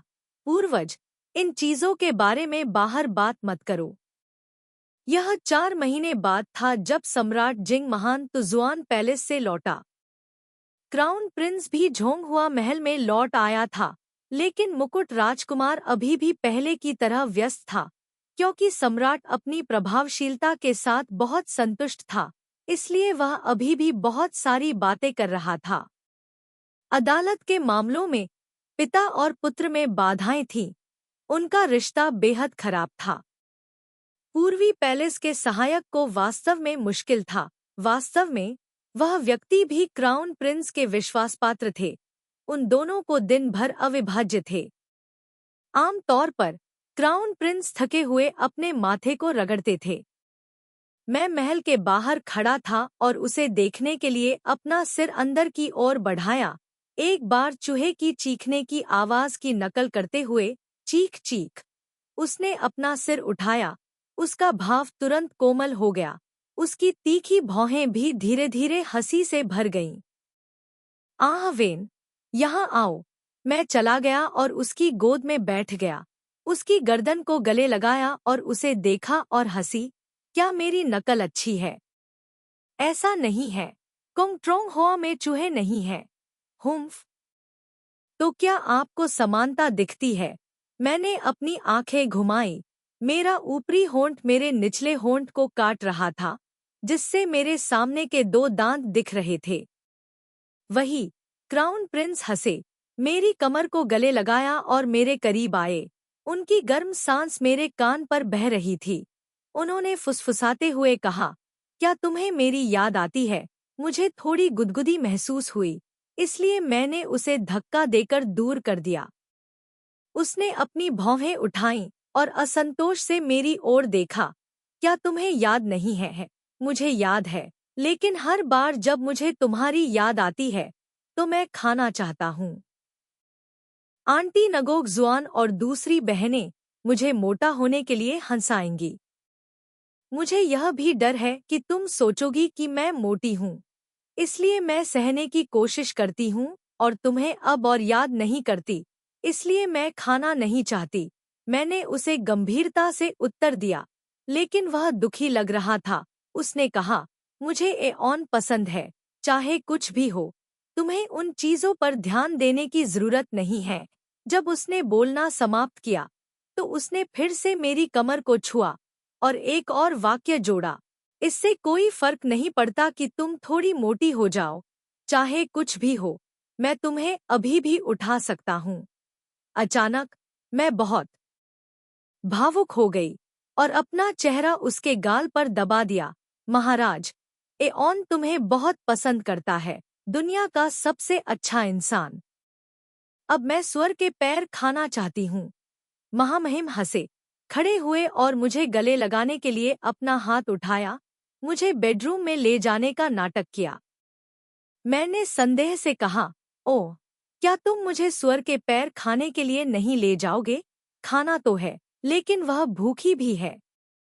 शुरू में वह कुछ देर तक सहन कर सकती थी, लेकिन एवेन ने अचानक कहा कि उसे वह सबसे ज्यादा पसंद है। स्वाभाविक रूप से उसे और भी भूख लगी। जब से सम्राट जिंग महान येजुआन महल से लौटे, तब से राजकुमार देश पर शासन कर रहे थे, इसलिए उनके पास आमतौर पर कुछ करने को नहीं था। किसी तरह उन्हें अचानक याद आया और उन्होंने तुरंत राजकुमार को 2 नौकरानियां दीं। हालांकि वे नाम की नौकरानियां थीं, लेकिन इन दोनों लड़कियों की शक्ल सूरत साधारण नहीं थी। उनकी त्वचा गोरी और गोरी, सुंदर और शानदार थी। राजकुमार युवा और मजबूत था और यू परिवार की युवती का अभी तक शोक समाप्त नहीं हुआ था, इसलिए काफी लोग थे जो उसे सुंदरिया भेंट करना चाहते थे। बाहरी लोग अभी भी मना कर सकते थे, लेकिन शाही दादा का इनाम कुछ ऐसा था जिसे वह स्वीकार करने से खुद को रोक नहीं सकता था। बस इतना था कि उसने उन्हें पहले कभी नहीं बुलाया था। मुझे समझ नहीं आया। मैंने एक बार उनसे पूछा, वे बहनें बहुत सुंदर दिखती हैं। एवेन ने भी उन्हें उस दिन देखा था। क्या राजकुमार उन्हें पसंद नहीं करते? पसंद नहीं आया। ओह, राजकुमार को डू परिवार की बड़ी बहन पसंद है। मैंने खुद को परिभाषित किया, प्रत्येक शब्द को काटते हुए। मेरा चेहरा थोड़ा अकेला था। यह सुनकर राजकुमार ने अपने हाथ में किताब रख दी, मुस्कुराया और मुझसे पूछा, क्या तुम ईर्ष्या कर रहे हो? मैं खुश नहीं हूँ। उस दिन मुझे अचानक याद आया, भविष्य में यू परिवार की बड़ी बहन क्राउन प्रिंसेस बनेगी। फिर वह और मैं एक ही होंगे। क्राउन प्रिंसेस उसके साथ सोएगी, उसे मनाएगी, उसे गले लगाएगी। बस ऐसा सोचकर ही मुझे बहुत असहज महसूस होता है। क्राउन प्रिंसेस, क्या एवेन ऐसा नहीं होना चाहिए? यह सही नहीं है। मूर्ख लड़की, उसने धीरे से हंसते हुए मेरे सिर को छुआ। उसकी आंखें गहरी और शांत थी। मैं तुमसे वादा करता हूँ, भले ही मैं भविष्य में यू परिवार की युवा महिला से शादी करूँ, मैं उसे उतना पसंद नहीं करूंगा जितना मैं तुम्हें पसंद करता हूँ। लेकिन यह अच्छा नहीं है, वह बहुत दयनीय होगी। दयनीय? नहीं, वह बिल्कुल भी दयनीय नहीं है। यू परिवार को एक समर्थक की जरूरत है। वह यू पिंगझांग की पहली पत्नी की बेटी है। उसे यह भी समझना चाहिए कि उसने उससे शादी क्यों की। वह उसे एक ठोस आधार दे सकती है, लेकिन इसके अलावा उसे बहुत लालची नहीं होना चाहिए। लेकिन नहीं, लेकिन वेन, मैंने एक बार कहा था कि मैं किसी पर भरोसा नहीं करूंगा। दुनिया में अराजकता सब लाभ के लिए है। तुम्हारे अलावा मैं किसी औरत पर भरोसा नहीं करता। अगर तुम ध्यान से सोचो तो वह मुझ पर भरोसा करने को तैयार है। सबसे अधिक संभावना है क्योंकि मैं सिर्फ एक शुद्ध हृदय वाला मूर्ख हूँ। लेकिन इस समय छोटी मूर्ख को पता नहीं था। उसने केवल अपनी छाया को समाहित करने वाले राजकुमार की ठंडी आंखों को देखा। ऐसी नजर ने वास्तव में उसके लिए विरोध करना मुश्किल बना दिया। छोटी मूर्ख ने गंभीरता से कहा, राजकुमार, तुम्हारे अलावा वेन किसी भी आदमी पर भरोसा नहीं करती। जिंगशो के 16वें वर्ष में, वर्ष के अंत में, कुछ अप्रत्याशित हुआ। जल्दबाजी में इंपीरियल गार्ड्स इतने अप्रशिक्षित थे कि वे बड़ी संख्या में इंपीरियल गार्ड्स ने पूर्वी महल को रोक दिया और भी जोंगहुआ पैलेस को ब्लॉक कर दिया। क्राउन राजकुमार में 9 ड्रैगन के साथ कशीदाकारी।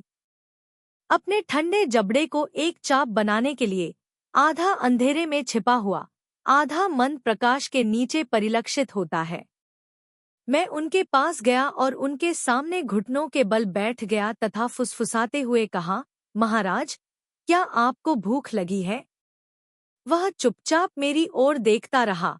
उन ठंडी आंखों में बिल्कुल भी गर्मी नहीं थी। अंत में उसने एक ठंडी हंसी निकाली। वेन, तुम हार गए। उच्च पदों पर बैठे लोग हमेशा चुप रहते हैं। वह पूरी तरह से तैयार था। अनगिनत साजिशों और विश्वासघातों का अनुभव किया। सावधानीपूर्वक योजना बनाई। 9 मौतों का जीवन जिया। आज वह जहाँ है वहाँ पहुँचना आसान नहीं था, लेकिन अंत में उसे फिर भी रसातल में घसीटा गया। सम्राट जिंग उसे देखना नहीं चाहता था। शाही दादाजी आमतौर पर उसे बहुत सम्मान देते थे, लेकिन सबसे पहले और सबसे महत्वपूर्ण बात यह है कि वह अभी भी एक सम्राट था। 60 साल की उम्र में पहुंच चुके एक सम्राट के पास अपने संदेह होते थे, संदेह के अनुमान होते थे, सतर्कता और सतर्कता होती थी। जो कोई भी उसके सिंहासन का लालच करता था, उसे शाही परिवार की क्रूरता का अनुभव होता था। कोई फर्क नहीं पड़ता। क्राउन प्रिंस जोर से हंसा, मजाक में हंसा, जोर से हंसा, अनिच्छा से हंसा, और अंत में यह निराशा की हंसी में बदल गया। ऐसे मूर्ख से हारकर तुम्हारा और उसका जीवन एक साथ बंधा हुआ है। एक जगह महिमा और शर्म एक साथ चलते हैं। उसने उसके लिए हर कदम प्रशस्त किया, लेकिन अंत में मेरे पिता एक स्वर की तरह मूर्ख हैं। मैं थोड़ा डरा हुआ था। ऐसे दृढ़ और हताश राजकुमार से डर गया। मैंने उसका हाथ पकड़ा और उसे अपने पेट पर रख दिया। राजकुमार हार नहीं गया है। एओन के पेट में आपका बच्चा है। पेट केवल 4 महीने की गर्भवती थी और अभी तक बहुत बड़ी नहीं थी। राजकुमार का भावहीन चेहरा एक पल में नरम हो गया, फिर जल्दी से और भी अधिक उदास नजर में बदल गया। आपको उसके लिए खेद है। उस रात जोंगहुआ पैलेस को आग लगाई गई थी। कोई भी नहीं आया। जमीन पर स्क्वाट करते हुए मुझे अभी भी याद है कि आंटी यू चुन ने एक बार कहा था कि अगर सम्राट ने क्राउन राजकुमार को छोड़ दिया तो कोई भी जोंगहुआ पैलेस को जीवित नहीं कर पाएगा। मुझे उम्मीद नहीं थी कि अंत में यह राजकुमार ही था जिसने अपने हाथों से उन्हें चाकू मारा। घबराहट में अचानक किसी ने मेरा हाथ पकड़ लिया। उसके चेहरे पर आग का समुद्र दिखाई दे रहा था, जो बेहद शानदार और क्रूर लग रहा था। उसने एक हाथ में तलवार पकड़ी और दूसरे हाथ से मेरा हाथ थामे लाल आग से जलते हुए महल में दृढ़ता से चल पड़ा। धधकती आग मेरी आंखों में चमक उठी, भट्टी की तरह गर्म। आग की आवाज मेरे कानों से गुजरी। मैंने उसकी कमर को कसकर गले लगाया, उसकी छाती से लिपट गई और रो पड़ी। राजकुमार, महाराज, मैं जान से हाथ नहीं धोना चाहता हूँ। जो दया का बदला घृणा से देता है। हम उसके चेहरे पर कुछ नरमी आई। उसने अपनी आंखें नीची करके मेरी ओर देखा, अपना हाथ उठाकर मेरे आंसुओं से सने चेहरे को छुआ। उसकी आंखें गहरी थीं। मूर्ख लड़की, तुम मेरी एकमात्र औरत हो। मैं जहां भी रहूं, बेशक तुम वहां होनी चाहिए। अध्याय 5:6 कैन थियो के 20वीं वर्ष में मेरे बेटे और चूथुआ डिच के बेटे लगभग 4 साल के थे। गीत जन्म की लड़कियों ने बांस के घर में चूथुआ दीच को काट दिया था। कुछ सामान जो वह आज सुबह नदी से पकड़ा गया था, वह अपने बेटे के लिए उन्हें खाने के लिए भाप देना चाहता था। और अब चूथुआ डुक ऐसे शब्द नहीं लिखता जो मैं समझ न पाऊं। कभी वह मेरा हाथ पकड़ता, कभी वह मिन्हनी का हाथ पकड़ता और कागज पर लिखता। आसमान में फैला हरा बांस का छज्जा, कुछ छतें बादलों से ढकी हुई। बर्फ पिघल रही है, खुबानी के फूल मुरझा रहे हैं, कुछ फूल बिखरे हुए हैं। आड़ू के फूलों की धारा के किनारे चलते हुए दृश्य सुंदर है, देखने के लिए बहुत कुछ नहीं है। वह मुस्कुराता है और मुझे प्रत्येक वाक्य का अर्थ विस्तार से समझाता है। जो हाथ कभी केवल कलम और तलवार पकड़ते थे, अब वे मछली और मुर्गियां भी मारेंगे, हाथ धोएंगे और सूप पकाएंगे। वह हरा लबादा पहनता है, उसका लंबा शरीर बिल्कुल हरे देवदार के पेड़ों और हरे बांस की तरह है, सुंदर और आकर्षक। युवराज, जिसका चेहरा कभी तीखा, ठंडा और उदास हुआ करता था, अब मुस्कुराना पसंद करता है। वह मुस्कान बेहद सुंदर और उदार लगती है। सुलेख, खाना बनाना, तलवार नृत्य का अभ्यास कर सकते हैं। मैंने कई चीजें भी सीखीं, जैसे मुर्गियां पालना, सब्जियां उगाना और यहाँ तक कि मिन्हनी के लिए कपड़े सिलना। 4 साल पहले ट्रोंग होआ पैलेस को घेरने वाली आग के समुद्र के धीरे धीरे शांत होने के बाद क्राउन प्रिंस की मृत्यु हो गई। सम्राट फूट फूट कर रोया, फिर तुरंत पूर्वी महल के सभी लोगों को मारने का आदेश दिया। महामहिम क्राउन प्रिंस को जहरीली शराब का एक प्याला दिया गया था और उनके साथ निकट संपर्क रखने वाले अधिकारियों में से कोई भी भागने के लिए भाग्यशाली नहीं था। शायद केवल मैं और चूथुआ डुक ही बचे थे।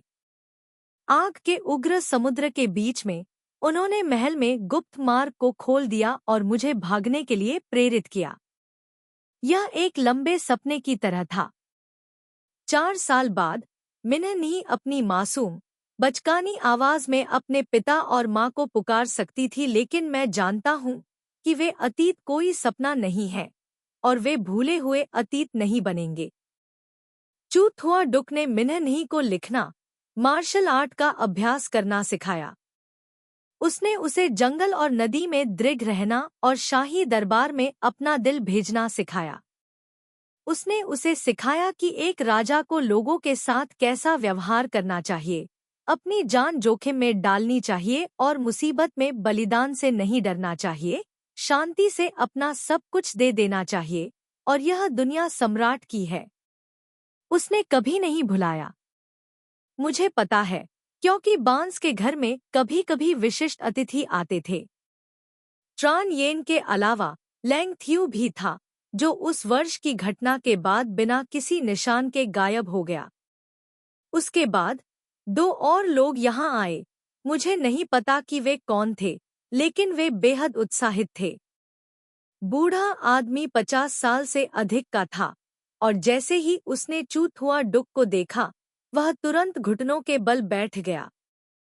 वह कभी नहीं भूला, वह बांस के जंगल में खड़ा था, उसकी आंखें दूर तक देख रही थी, लंबा और विशाल। उसका अभिमानी व्यक्तित्व अभी भी अतीत का राजसी और भयानक राजकुमार था। अगर मैं उसे बुलाता थोड़ी देर के बाद, वह मुझे देखने के लिए अपना सिर घुमाएगा और फिर अपनी कोमल और गर्म उपस्थिति को बहाल कर रहा था। फिर से बीमार, उस समय महामहिम का राजा जीन रीजेंट था। हान राजा सेना का नेतृत्व कर रहा था और अपने सिर को बढ़ाने वाला था। राजा क्यूई लोगों के दिलों को जीतने में सबसे अच्छा था और पुराने राजकुमारों और अन्य राजकुमारों ने 3 महीने बाद चुपचाप एक सामान्य रूप से एक बार के लिए एक आम को देखा, या आधा महीना। और मिन्ह एनएचआई पानी को उबालने के लिए, यहाँ तक कि उस समय का फायदा उठाते हुए जब वह उसे मेरे लिए कपड़े लाने के लिए स्नान कर रहा था। मेरे लिए एक और बेटे को जन्म देना चाहिए। मैं थोड़ा असंतुष्ट था। आप एक बेटी को जन्म देना चाहते हैं।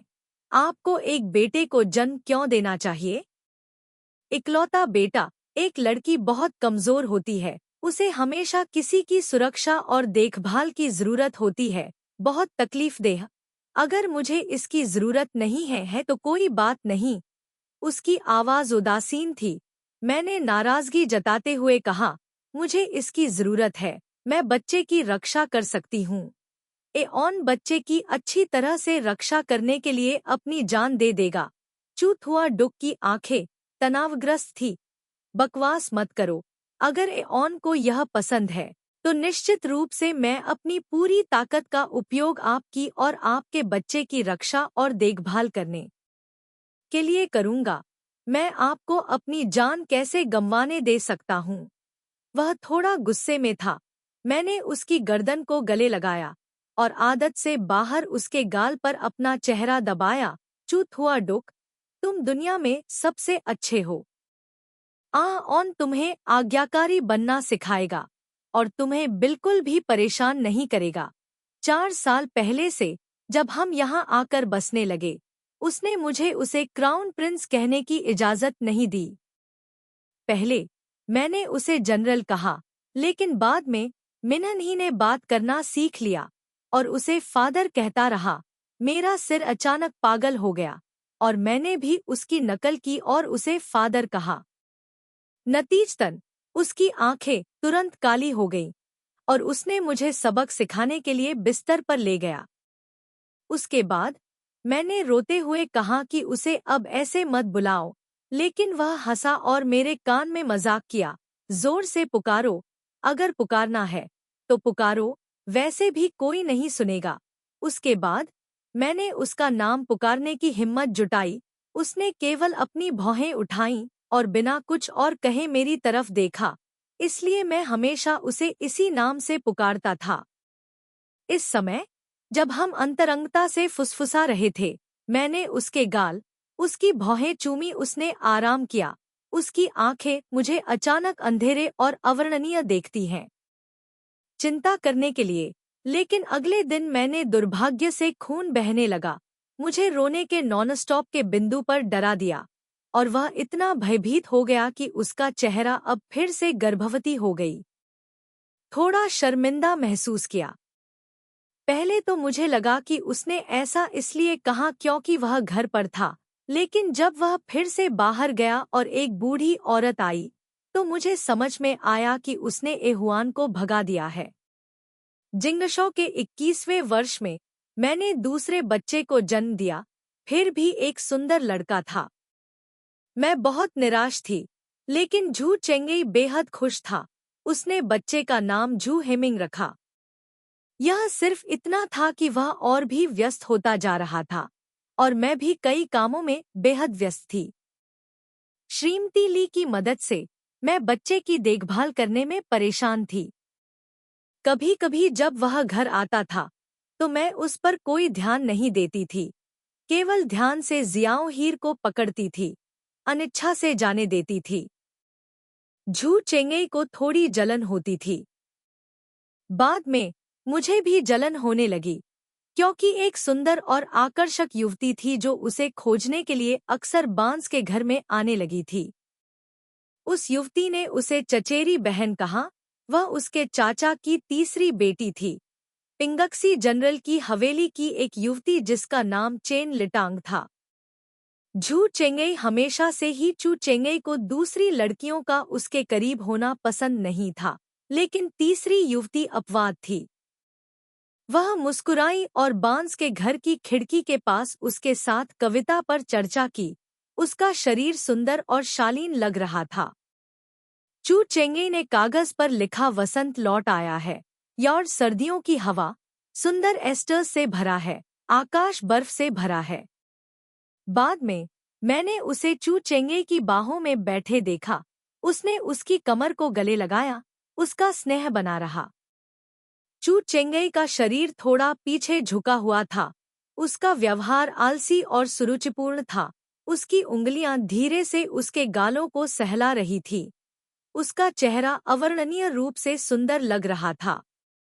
जब उसने अपने कपड़े ठीक किए और कमरे से बाहर निकली, तो मैं जियाओ हीर को पकड़े हुए यार्ड में बैठा था। उस पल मुझे अचानक लगा कि मैं उस दिन आह्वान की तरह ही था, घबराया हुआ और यह नहीं जानता कि क्या करना है। चेन ली तांग ने मेरी ओर देखने के लिए अपनी आंखें थोड़ी ऊपर उठाईं। उसकी आंखों के नीचे एक मुस्कान थी। वह धीरे से मुस्कुराई और मेरी बाहों में जियाओ हीर के साथ खेलने के लिए चली गई।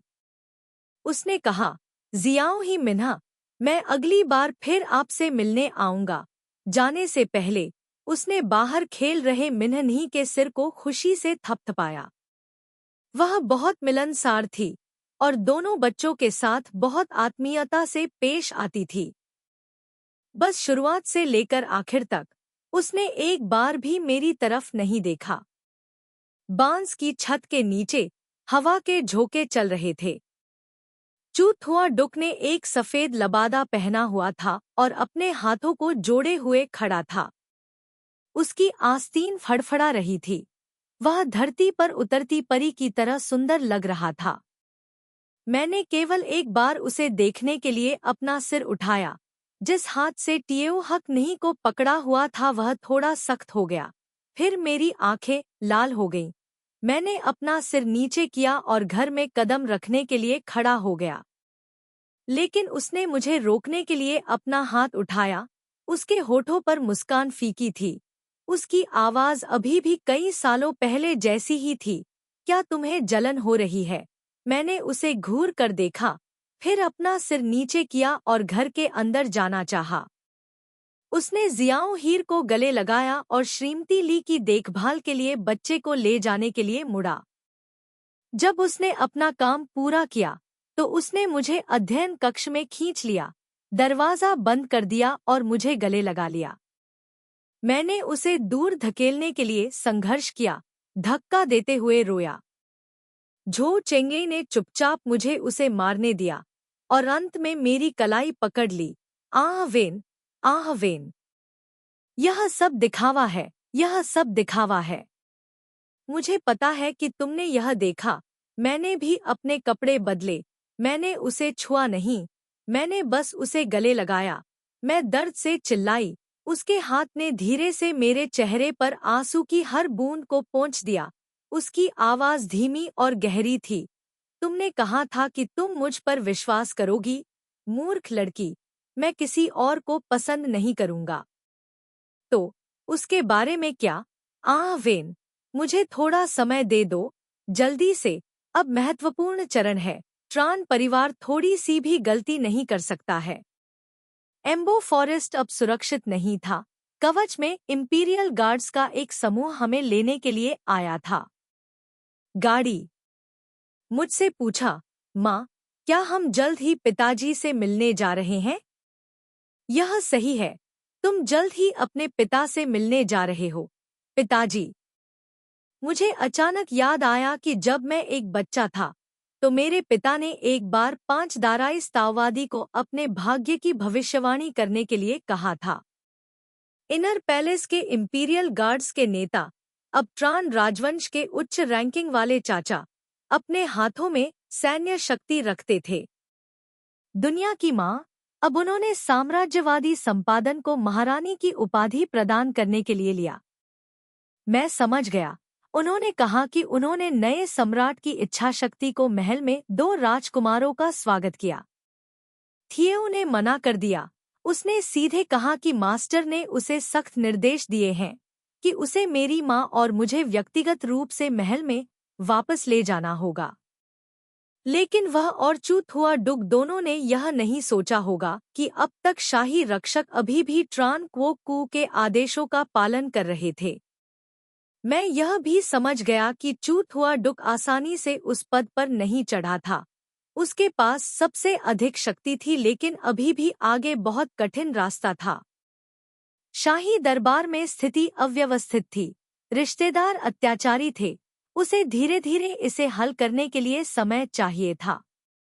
लेकिन ऐसा लग रहा था कि मैं अब और इंतजार नहीं कर सकता।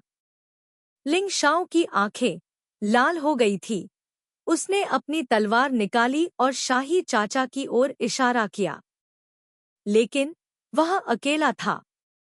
मैंने मिंगर और शियाओ हियर के छोटे चेहरों को छुआ, उनके करीब झुका और उन्हें चूमा, उन सभी को प्यार से निर्देश देते हुए, तुम दोनों को सुनना चाहिए, अच्छा होना चाहिए, समझना चाहिए। तुम जल्द ही अपने पिता से मिलने जा रहे हो। फिर मैं गाड़ी से उतर गया और चेन गोजिया के सामने खड़ा हो गया। एक मूर्ख ने अपनी पीठ सीधी की, शाही पहरेदारों का सामना करने के लिए अपना सिर ऊपर उठाया, चेन गोजिया का सामना किया और लिंगशाओ का भी सामना किया। मैंने एक दृढ़ स्वर में कहा, मेरा बेटा नए सम्राट का बेटा है, जिसे स्वर्ग ने नियत किया है। अब झो कबीले के पूर्वज महान ये के जुआन महल के उच्च हॉल से आप सभी को ध्यान से देख रहे हैं। यदि राजकुमार महल में प्रवेश करता है और थोड़ी सी भी गलती करता है, तो उसके सामने खड़े आप में से प्रत्येक को दंडित किया जाएगा। यहाँ किसी के बचने की उम्मीद मत करो। मरने के बाद वे निश्चित रूप से नरक में जाएंगे और हमेशा के लिए इस जगह पर गिर जाएंगे। फिर कभी पुनर्जन्म नहीं होगा।